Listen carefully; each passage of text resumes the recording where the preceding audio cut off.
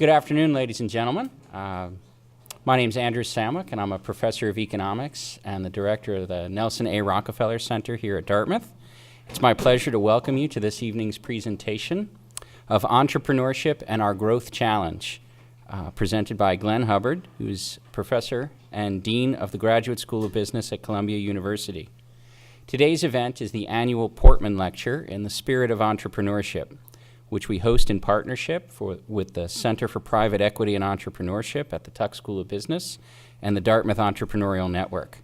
The Portman Entrepreneurial Leadership Fund was established in 2004 by William C. Portman, a member of the Dartmouth class of 1945 and the Tuck School class of 1947, together with his children, Rob Portman, Wim Portman, and Virginia Portman Amos.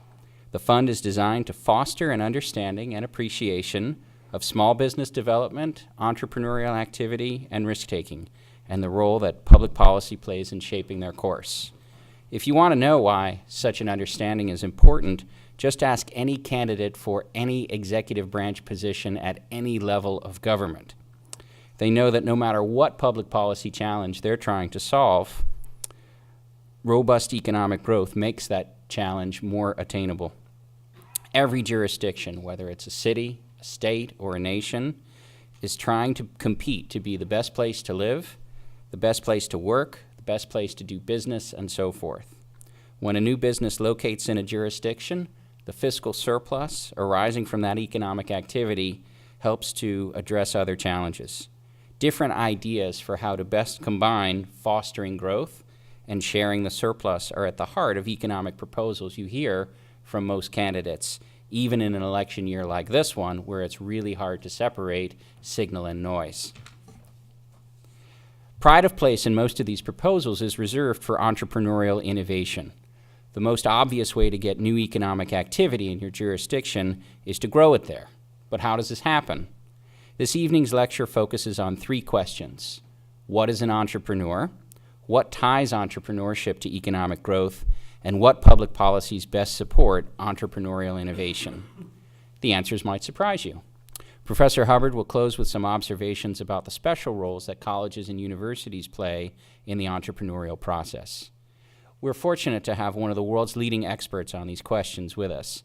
Glenn Hubbard has spent the entirety of his professional life studying economic activity and its connections to public policy, with an emphasis on public finance, managerial information and incentive problems in corporate finance, and financial markets and institutions.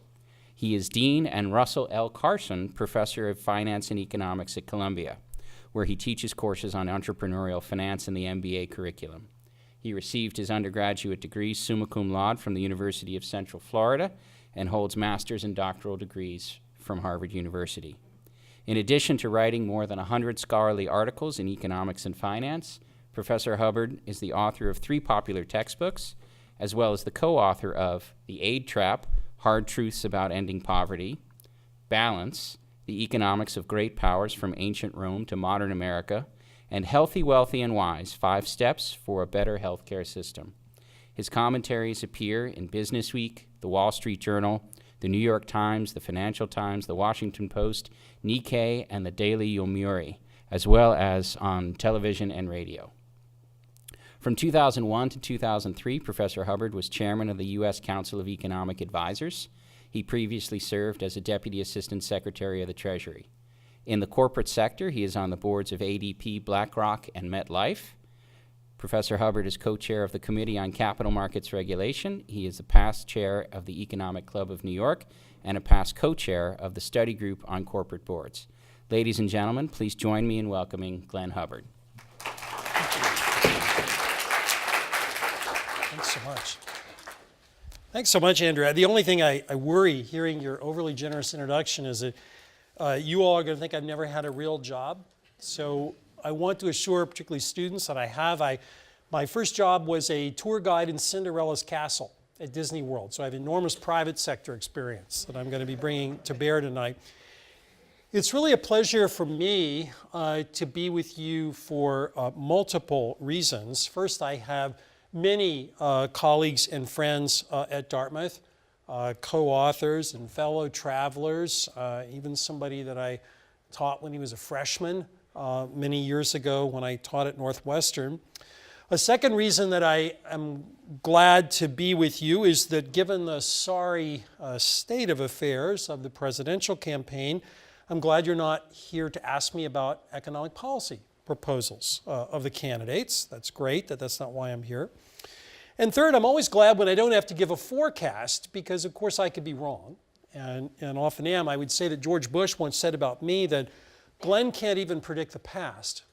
And I think, at least the way I heard that, was the data get revised, but I generally don't give forecasts.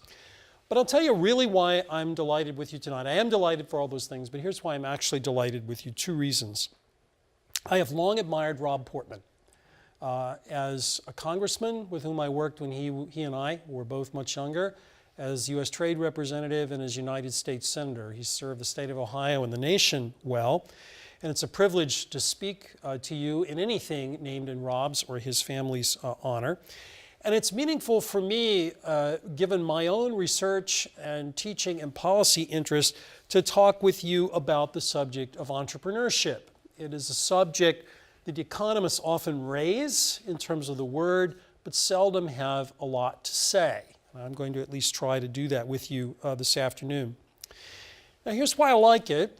Entrepreneurship is actually one of the, what I would call, long game topics that can place economics in a forest rather than the trees that we economists often talk about. And the fact that we don't discuss it very much in academia and in public policy beyond mentioning the word makes it an excellent example of what I would call the QE question. Now, by QE, I don't mean quantitative easing. If you want to talk about that, you can ask me in Q&A, not why I'm here tonight. I mean the original QE, the Queen of England. You're asking yourself, what the heck does the Queen of England have to do with entrepreneurship?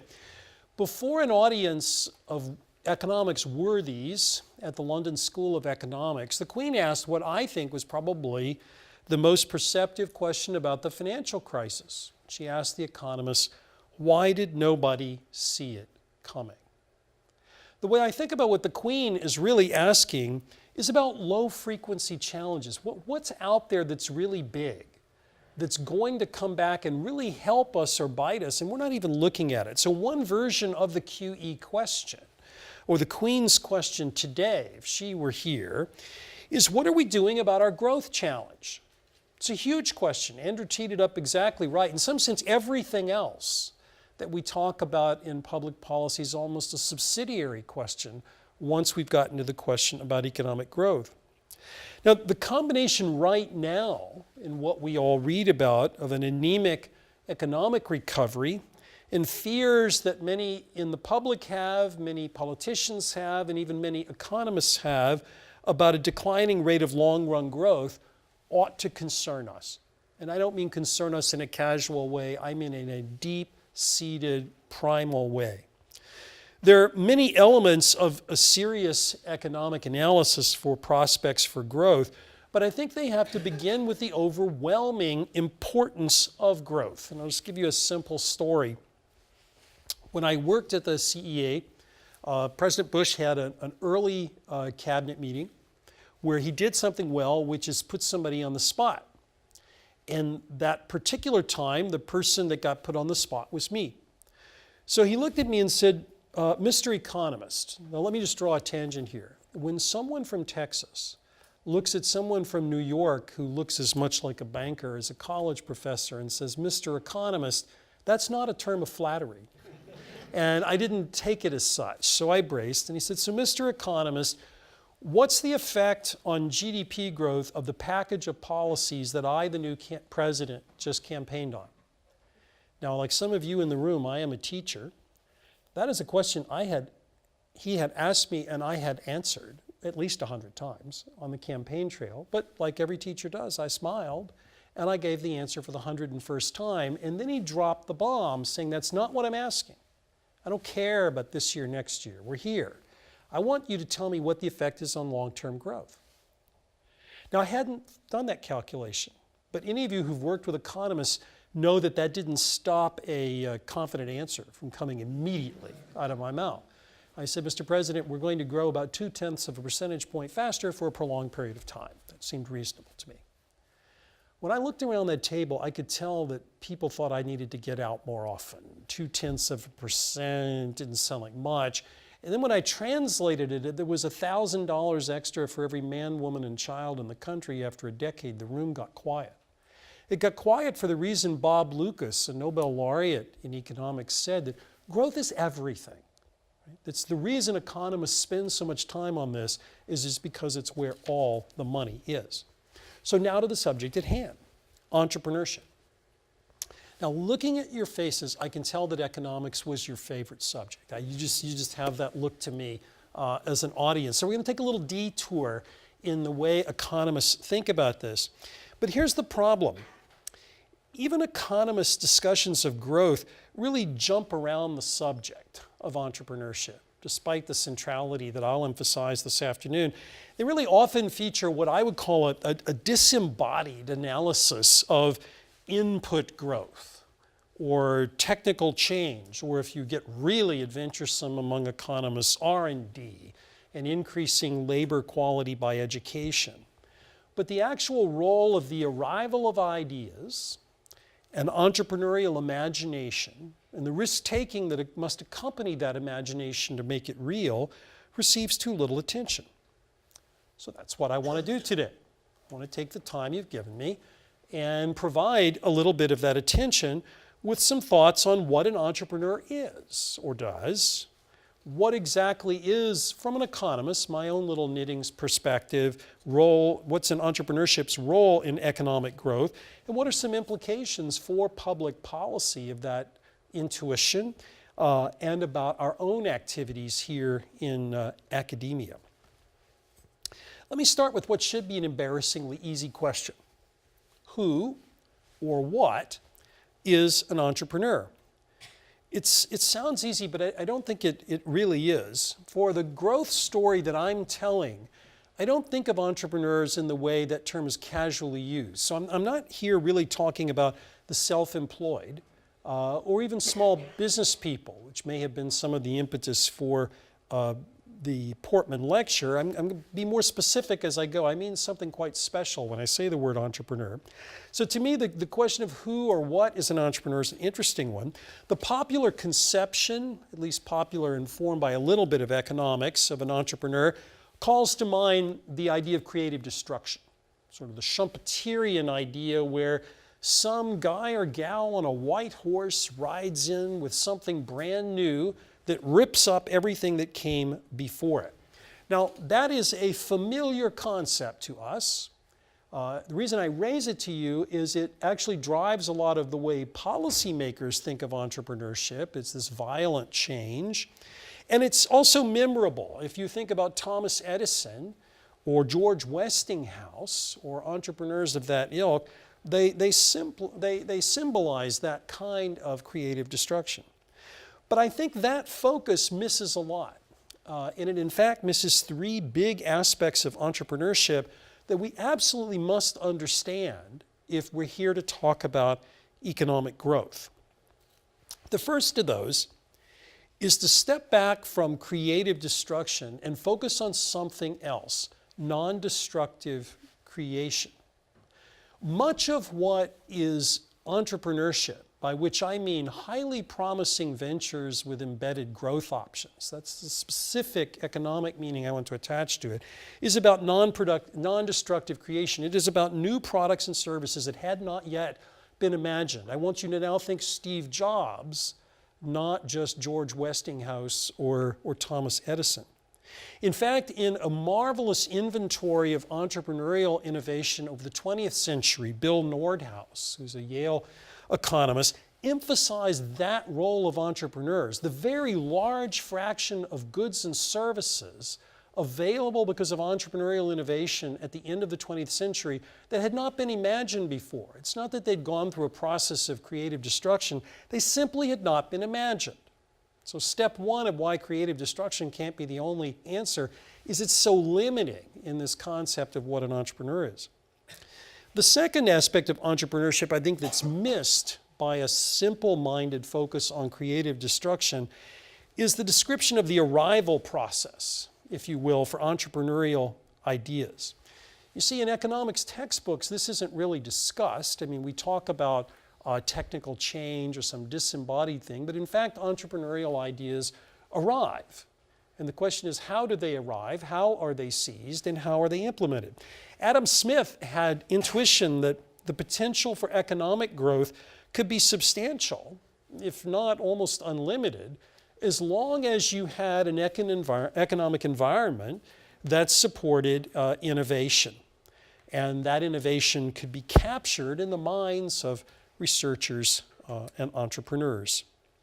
Now, some scholars have really seen this kind of entrepreneurship in a series of building blocks. When I teach entrepreneurship to MBAs, I remind them that the root word is really like putting pieces of a puzzle together.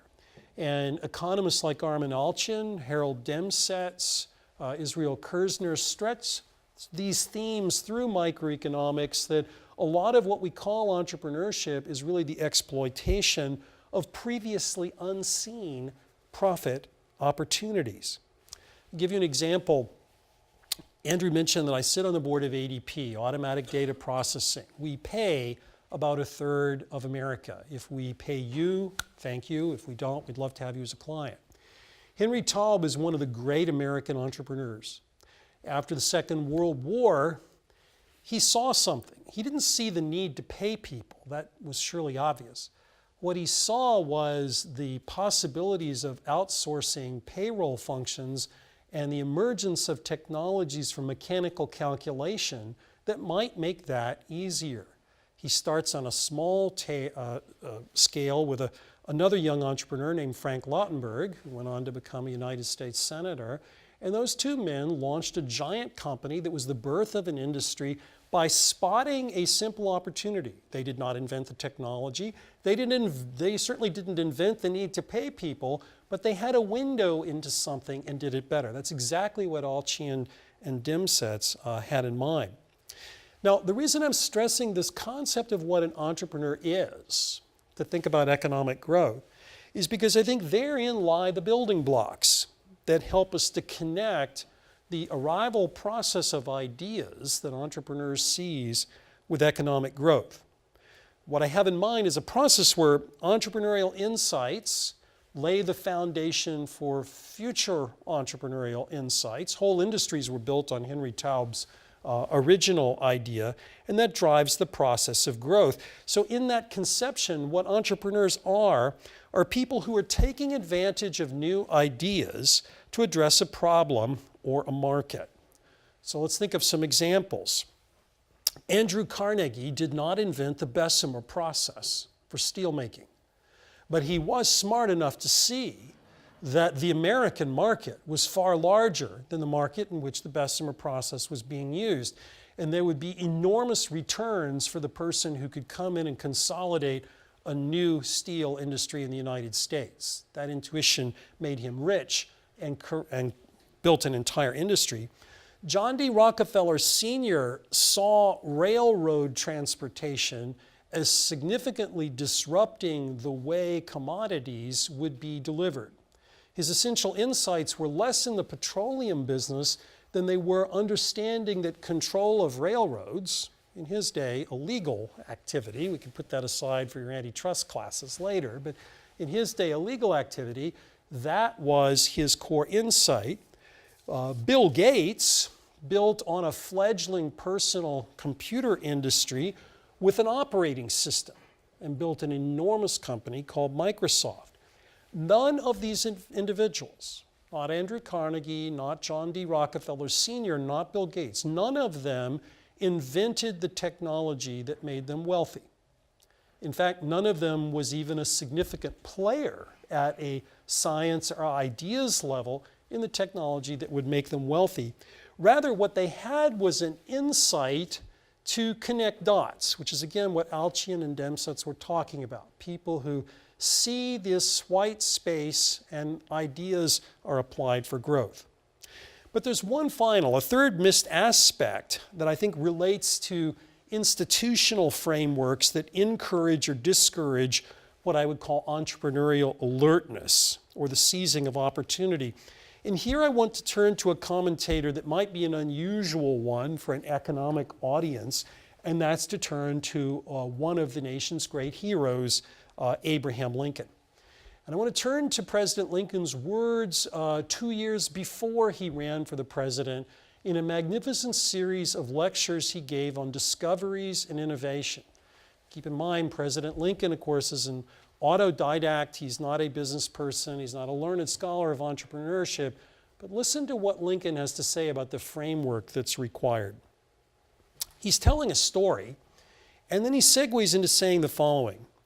As much as 2,000 years ago, the power of steam was not just observed, but an ingenious toy was actually made and put in motion by it in Alexandria and in Egypt. What appears strange, Lincoln says, is that neither the inventor of the toy nor anyone else for so long afterwards should perceive that steam would move useful machinery as well as a toy. Now, Lincoln packed a lot in that story. He was talking about institutions that support science. He's basically saying, entrepreneurship is more than science, because long before James Watt, the person we are all taught is the steam engine guy, long before James Watt appears on the scene, Lincoln is telling a story of a steam engine that was sufficiently powerful that it generated a crowd. The problem, of course, is that time in which Lincoln is telling the story, the reason that no one perceived the usefulness is institutions were not there. There was no reason for an entrepreneur to seek to profit from the opportunity that President Lincoln found so amazing. Now, it's a big question as to why. Andrew mentioned I wrote a book a couple of years ago called Balance.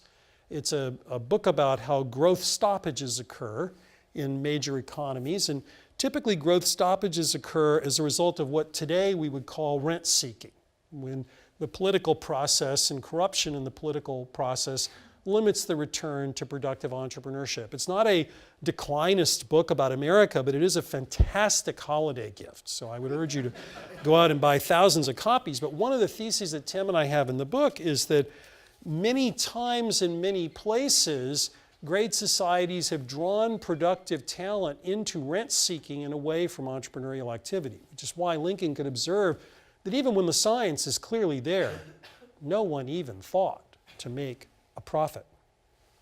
What I think Lincoln's recollection reminds us is the need for an economic environment that's supportive of entrepreneurial opportunity. Notice how different Lincoln's frame is from the way we think about public policy toward entrepreneurship today, where there's a lot of attention about how big should the Small Business Administration be, or should the government help this industry or that industry. Notice Lincoln's saying none of that. He's saying, is there an environment where all of the smart men and women who are looking at opportunity will know how to grab it and be able to do so? What innovative entrepreneurs offer is what I would call a promising startup again, by which I mean an opportunity that has great free cash flow in the present period, but a whole series of embedded growth options in it for new products and new markets. The biggest businesses in the world can be described as that kind of series of embedded growth options. And the institutional frameworks that support those kinds of startups, I'm not talking about dry cleaners or simply small businesses, but the institutions that support those kinds of startups are definitely central for economic growth. And those frameworks can help us make sure that talent isn't sucked into unproductive activity or rent seeking and is very much in entrepreneurship. So that's the entrepreneurs. But what is it that links the idea of what an entrepreneur is, what a promising startup, at least if you buy my use of that term, is, and economic growth? If you think about it, there's a curious observation. Economic growth was actually negligible for most of human history. So think about it. We're going through a period where a spate of slow growth has led to the specter of Donald Trump. Right? So we're in this period where a little bit of slow growth and we're all concerned. I'm talking about centuries. I'm talking about centuries of essentially no growth in living standards. And let me just be succinct with you. If you went from about the fall of Western Rome to the onset of the Industrial Revolution, real per capita increases were approximately 0. By contrast, if you look at Angus Madison's estimates of industrial growth expansion in the 20th century, it would be about a 7-fold expansion over a single century. That's big news. And as Nobel laureates like Simon Kuznets and Bob Solow have taught us, most of this success is due to technological and organizational changes that increase productivity. Now, if you go back to the way economists used to think about this before modern growth theory, no less than Adam Smith actually viewed growth less through the lens of quantities of factors of production, the kind of mechanical way we talk about it with students, and much more on the processes that one used to transform them into aggregate output. Smith's canonical pin factory example. Later, Alan Young in the 1920s, and then more modernly Paul Romer's work in the 1980s and the 1990s, emphasize increasing returns from innovation. In that story, the initial gatherer of ideas, entrepreneurs, are those individuals who are trained enough, alert enough, to spot a previously unseen profit opportunity and then act on them. Note the words spot, unseen, and act. So these are people who see, much as Andrew Carnegie did, see the white spaces. Those white spaces must have been unseen. Somebody missed them before. And importantly, for Lincoln's institution's point, they need to be able to act on what they just saw. Returning to Paul Romer's insights, the growth process really is about knowledge spillovers, where knowledge becomes the factor with increasing returns. And recent work by Chad Jones goes beyond a description of what in economics we would think of as a research and development activity that's produced by applying inputs in some R&D production function to a description of entrepreneurial discovery as the process of arriving ideas. Seen in this way, note the difference from the way we normally think about where growth comes from. Entrepreneurial insight, the search for opportunity, becomes a central feature of the growth process. To make that point in high relief, consider the failed centrally planned economies in the 20th century. Those economies placed enormous emphasis on what Smith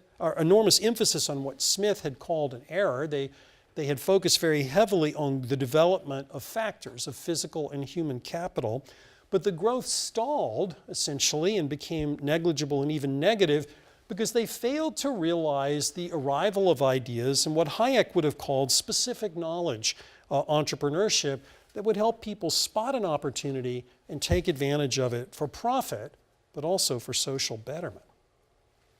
So if the entrepreneur is this person that's putting the puzzle together in a different way, and entrepreneurship affects growth not through some disembodied technical change, but through a process about the arrival of ideas, now what's the implication for public policy?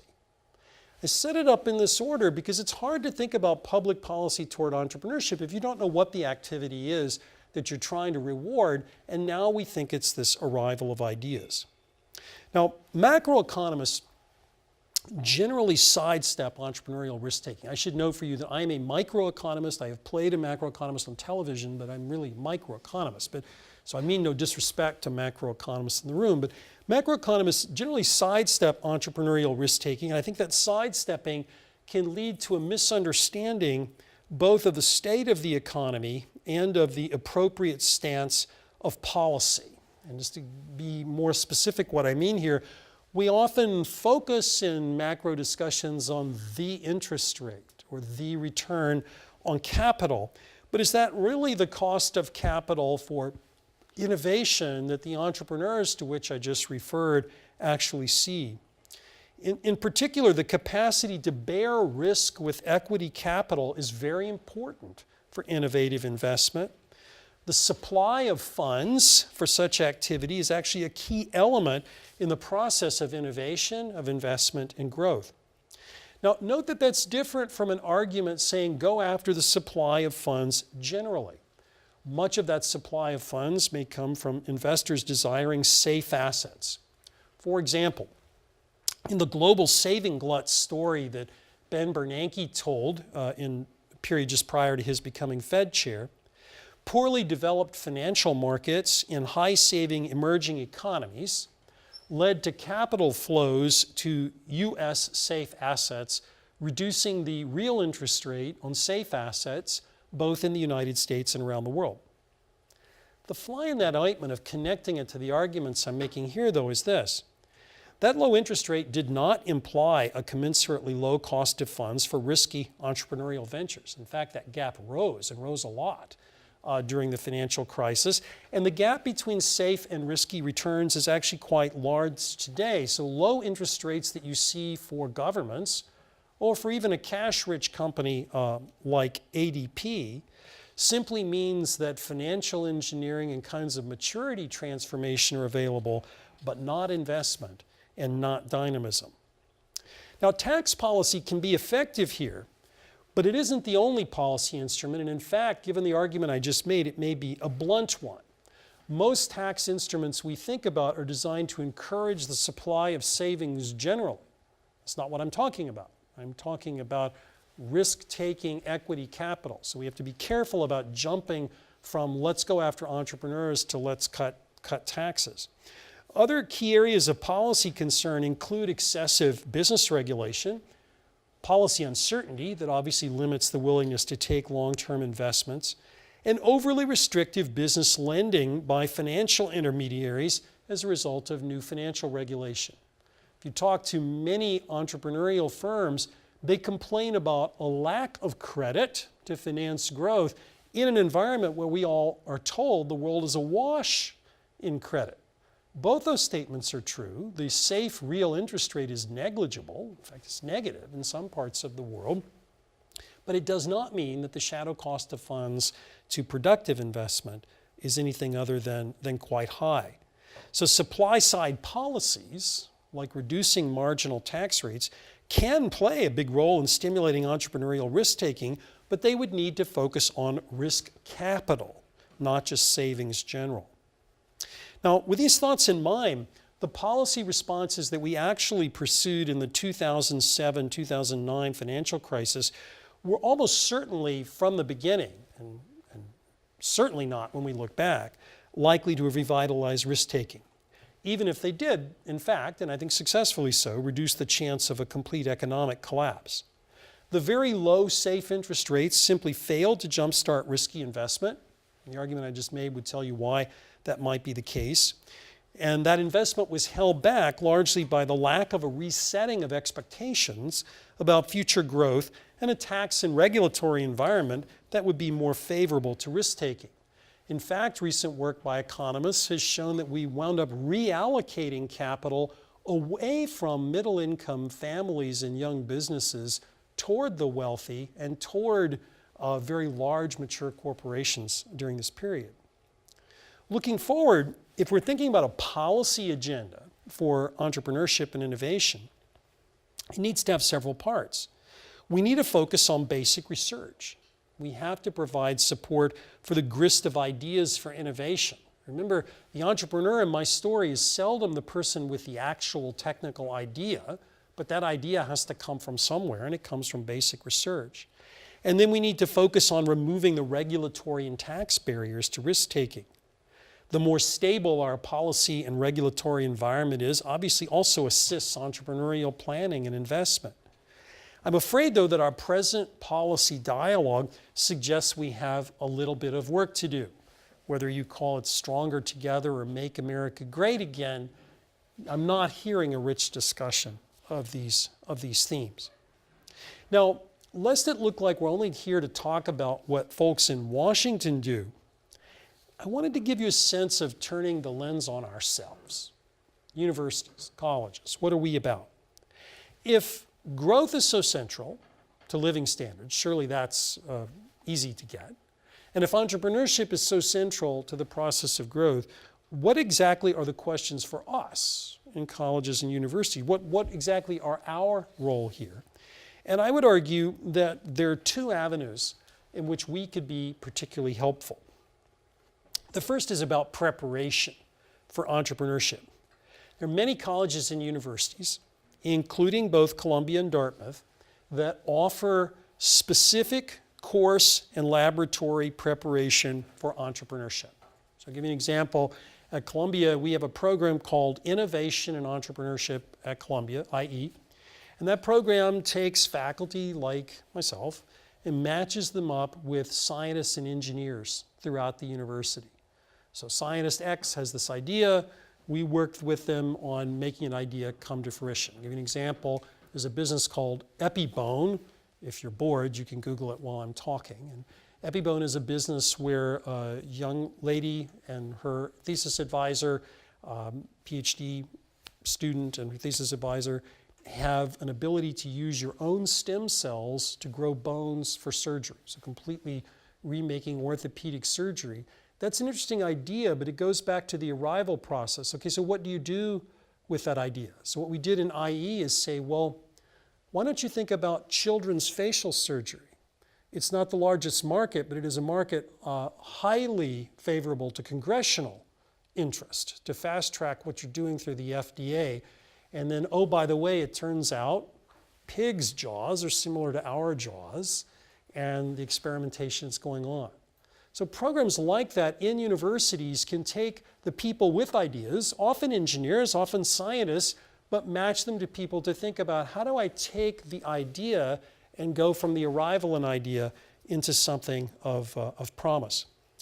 But that preparation is useful, but it's not really the best thing that universities can do. If you look at scholarly studies of successful entrepreneurs, and the most data on this tends to be at Stanford University, where they've studied panels data on entry into entrepreneurship after the undergraduate experience at Stanford and after the MBA graduate experience at Stanford. Eddie Lazier, who's an economist, has done much of this work. Those studies generally identify successful entrepreneurs as having strong general knowledge as a precursor. Now think about that. It's a little different from the public imagination, where a successful entrepreneur is somebody who becomes hyper-focused about learning only one thing.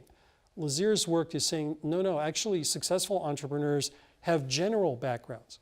Now go back to the ideas I mentioned to you about where entrepreneurship comes from. If what a successful entrepreneur is generally not somebody who is the originator of the original technical idea, but somebody who saw the opportunity, saw two dots that weren't being connected, took the idea and connected that. That is much more facilitated with general knowledge than it is the specific. And general knowledge is useful, but it's not really enough. There are a lot of ways in universities to use cross-cutting courses and seminars.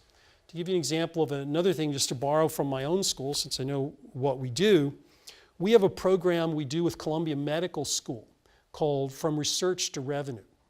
It was funded by an individual whose brother died early from a disease that the living brother thought could have been prevented if doctors were working a little bit faster on bringing what they had to market. What we do is work with the dean of the medical school on finding what he considers some of the most interesting and promising ideas, and really working with young PhDs and MDs on how to get things to market faster, whether it's a medical device or whether it's a pharmaceutical. In universities, we can do this as well with engineering, and we have in my school a program with our engineering school, which is physically right next to where we sit, in fintech. So we bring in engineers who talk about where they think the technology will be, and then business school students who can work on how to commercialize that. We can be doing much more of this in universities. But there's something else we're good at in universities. It's not just the preparation of students for entrepreneurship. It's study. That's what we do. Great universities are halls of research. That's our principal reason for being. So we have an ability, and if you buy my story, likely an obligation, to study institutions that support entrepreneurship and innovation. I normally don't cite a phrase from Hillary Clinton in my public remarks, but I will just now, which is, it takes a village. And the village that I have in mind for study is intellectual property protection, the structure of entrepreneurial finance, and tax and regulatory policy. My colleague Ned Phelps in the economics department, a Nobel laureate in economics, has commented repeatedly in recent years on the slowdown in business formation. And Ned is again not talking about dry cleaners. He's talking about promising startups of the sort that I've mentioned, both in the United States and Europe, and commenting that we need to do much more to figure out why this is so. That kind of study can complement the analysis that policymakers already like to do about, quote, small business or SMEs to move toward really a focus on promising startups. That's where the money is. That's where the dynamism is. Excuse me. So now I want to close by going back to where I began, which is about connecting the dot all the way back to the centrality of entrepreneurship and entrepreneurial ideas to growth.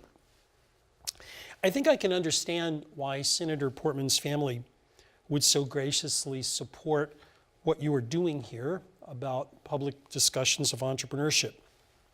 Some of you are entrepreneurs. Some of you probably will be. But all of us benefit from entrepreneurial dynamism in ways that we take for granted. There is an elephant in the economic room at the moment of so-called secular stagnation that's expressed in our economic and political discourse. Just a quick story on it. When I was a graduate student at Harvard, I bought Alvin Hansen's, who was the originator of secular stagnation as a term. I bought Alvin Hansen's own copy of Keynes' General Theory, annotated in his own hand, from a Baker Library remainder sale for 50 cents. I gave a talk, a public finance talk at the University of Chicago, and I told that story, and Bob Lucas said, why you overpaid for the book? So there was a time, now that was decades ago, when secular stagnation was out of favor. It is now back. And there's a real concern about the economy's ability to grow. I see very little reason to have the concern for the reasons that Alvin Hansen had many years ago about demand, but I see every reason to worry about the supply side of the economy, and that's what I'm talking about tonight with innovation and ideas. Having said that, the worried economists in the 1930s and the people that bought into their hand-wringing probably could scarcely have imagined the entrepreneurial possibility of the second half of the 20th century. And I strongly suspect that's true today. As a business school dean, I spend a lot of time talking with business leaders and also with scientists and technologists in tow with them, and that only underscores my conviction. We're young as a school compared to Tuck. We just celebrated our centennial this year. We're 100 years old, so I have been traveling around the world to cut the cake and beg for money, because that's what business school deans do. And I have reminded each and every place that I stop, if you think about the storied businesses that my students look up to today, and I'm sure many young people in this room look up to, they were simply non-existent or a glimmer when I started my job as dean a little over a decade ago. I strongly suspect that today's glimmer, the early entrepreneurial ideas I spoke of, will be the same, likely what Ned Phelps, my colleague, would call mass flourishing, or what Deirdre McCloskey would call betterment, that have been associated with entrepreneurial capitalism. And the cycle is important beyond a fascination with entrepreneurship. It's actually personal. A few years ago, my older son, when he had his 21st birthday, I was trying to think about what to do. My wife and I had a party for him in our apartment. As I was watching him interact with his friends, my mind started to turn to numbers. Yes, that's what economists are like. There's a really low bar for social engagement. So I was thinking, if my son experienced the same growth trajectory from his then 21st birthday to my then age, which let's just say was north of 21 by some period of time, that he and his friends there that day would have twice the income that my generation had at their age. Now think about what that means when you say twice. That means that if he and his friends grow up to say that defense is incredibly important, they can spend the resources. If they think social insurance is incredibly important, they can spend the resources. If they want to clean up the environment, they can spend the resources. But they have twice as much. But then it hit me, that isn't manna from heaven. It's not, my calculation was simple. It was just doing growth math in my head. But it really relies on our focus on the arrival of entrepreneurial ideas and the incorporation of those ideas into growth. Ultimately, it's not about whether somebody gets to be rich as an entrepreneur. It's about our future, and it's about our living standards. And there really isn't a question bigger than that. And that's why I'm glad you asked me to come. So with that, I'll stop. Happy to talk to you about anything on your mind. Thank you.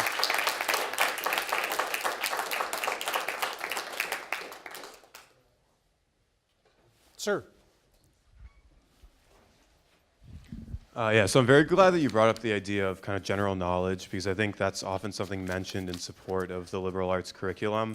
But when I kind of thought of general knowledge, and I guess what I aspire to have in the future, it's knowing tax law well enough so I can talk to an accountant without being clueless, knowing the math well enough so that I can listen to a quant trader and understand what he's doing. You need all of that. And do it myself. Yep. But is the education system really succeeding in doing that? Because I can say confidently, I don't think I'm going to have a massive wealth of skills in that respect if I don't go and seek them for myself. So I guess how can colleges not only create the infrastructure where if somebody has an idea, they can go explore it, but furthermore give people enough of a knowledge of what's going on in the world to actually see where those opportunities might come? So I guess the question in its simplest form is, what can education be doing better, or maybe you think it's already doing the job? I think it's about courses and process. So I started out life as an engineer, so that's my undergraduate training. So I probably took as little in context type courses as I could get away with, right? I took the occasional economics course. Looking back, that's not what I would do. But I do think you have to have skills in all the elements you mentioned, but don't think that skills alone will get you ahead. Remember Lincoln's story. It wasn't about skills. It wasn't about the basic science. That was thousands of years old. It was about the ability to grab and appropriate an idea in the here and now. One of the things I think colleges and universities can do an even better job on is helping people navigate through. So whenever I have lunch with a group of undergraduates, when I go in and teach principles and I sit with them, I pose a situation and I ask them where the opportunity is. Just like that. I don't expect them to get it right, but I force them to think about it. Okay, I'm telling you this just happened. What kinds of businesses would be created? Who's going to be hurt? That's a teachable skill. I really believe there's more that we can be doing in economics to facilitate that. So you absolutely need the general skills, but if you don't focus on how to think, I think you're not getting the best out of your education. Dr. Skinner. So I was thinking about, thank you, about entrepreneurs, and I think you'd have to count some of our inventive pharmaceutical pricing schemes, like the EpiPen and the Farmer Brogue Fellow, and you could sort of extend that further, that people who see opportunities that don't necessarily do much for economic growth and may even impede economic growth, would you consider them entrepreneurs? I would. Then you're. It's a great question because it's now harkening back closer to rent seeking. So your question raises a serious issue sometimes in the patent system and what we protect and how long we protect it. We obviously need strong protection of intellectual property or people won't innovate. But if we overly protect it, we advantage game playing by incumbent firms and the lack of innovation. I think we're erring on the latter. By overly protecting processes, pricing mechanism, courts have started to protect a lot of things that don't look like innovation to me. So I think that's where the Congress needs to act. Whether EpiPen is or isn't price gouging, I have to leave to folks like yourself, more knowledgeable. Would you call them entrepreneurs? I would call it unproductive entrepreneurship. So basically, I'm coming back to my notion of rent seeking. There are always people that have great talent with responding to opportunity. The question is, do they use that talent productively or not? So the rent seekers in many of the historical examples I use in the book Balance, they're very smart people. And you could call them entrepreneurial, but they're simply using it to redistribute resources from others to themselves, not to advance the general purpose. And that's where I think we've lost sight a little bit. Unfortunately, we're not in a policy environment where serious reason discussing patent policies coming up. We're too busy building walls and doing other things, but hopefully there will come a time when we start to have that discussion. Yes, ma'am. Yeah, I'm interested in knowing maybe some specific examples. You said regulatory and tax barriers Yep. to risk-taking inhibit entrepreneurship and innovation. Yep. And I was thinking of the World Bank report on doing business and just publishing it forces countries It's helped to a lot. lower barriers. So I'm wondering, like, if you had some specific examples of these barriers the first things that you would address. Yeah, just first your point on the doing business indicators, which I talk a lot about in the book, The Aid Trap, that I wrote. I think they've been very helpful. Rwanda is an example of a country that actually responded whatever you think about human rights issues, I'm only speaking economically of the Rwandan regime, really responded quite well to the World Bank's initiatives. But what I was talking about for the US, the example I was giving, is really in financial regulation. So whether intended or unwittingly, we have created a financial regulatory regime that prizes safety and soundness over everything else. There's always a trade-off between safety and soundness and risk-taking. After all, if I only cared about safety and soundness, I could make people put their money in their mattress, right? It's safe and sound, it's just not going to be very useful. That's where we're headed with regulation. So it's very hard for productive businesses to get loans from financial intermediaries. Look at the balance sheet of large financial intermediaries. They're basically lending to governments, to large corporations, or to financial engineering. That's not because they're evil people, regulation has had them do that. So it's a matter of stepping back and saying, is this really what we wanted? Or in tax policy, have we thought enough about how to go after loss offsets and other issues? I guess Mr. Trump has made loss offsets a popular topic these days, but those sorts of issues to really try to stimulate risk-taking. Generally in economics, when we talk about tax policy and savings, we're using a pretty blunt term. We think about tax policy affecting the entire supply of savings, and I'm actually talking about something much narrower than that. Because if you look at the overall potential funds available for credit in the US, they're at unprecedented levels. It's just, it's not flowing to actual risk-taking. Yeah, sir. So policy-wise, are you then just advocating for sort of repealing some of the financial regulation that's been built up after the crisis? Or are there any other policy recommendations that you have to sort of stimulate risk-taking again? It's a great question. Several. I would start with basic research, where I think we woefully underfund basic research in sciences. We can't have the seizing of ideas we don't have.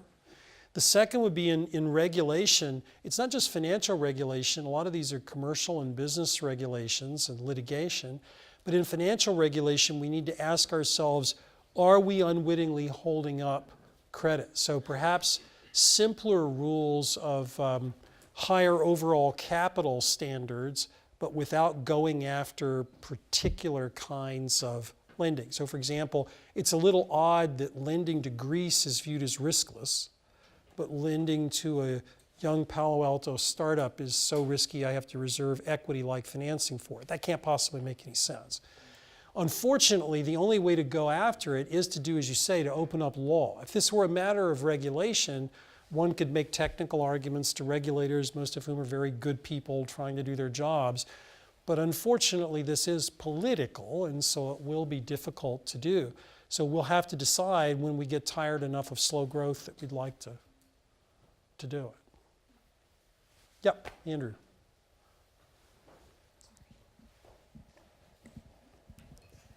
So I suspect that on every side of the market where new economic activity is not being launched, everyone's wondering where the other side is. So I suspect most of these banks who have rather unimaginative balance sheets now are wondering where all the good loan opportunities are.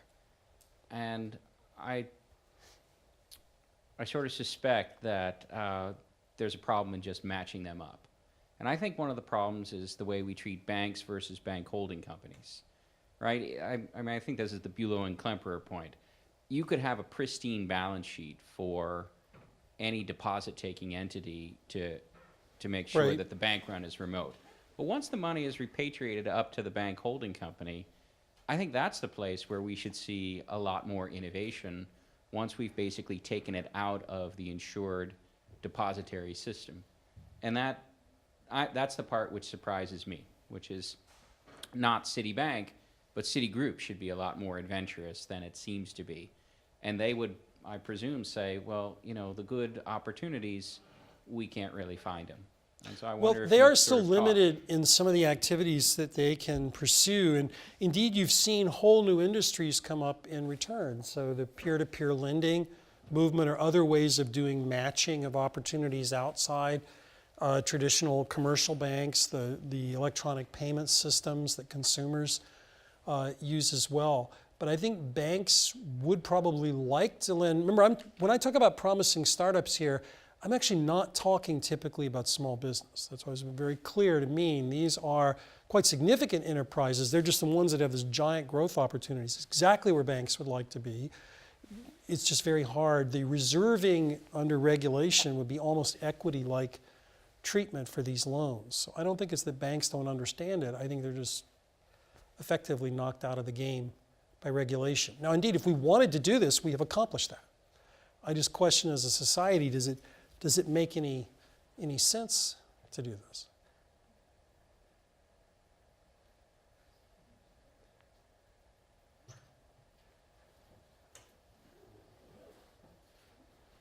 Did I drain all the questions from your heads? If not, thank you, and thanks to Portmans, and thank you.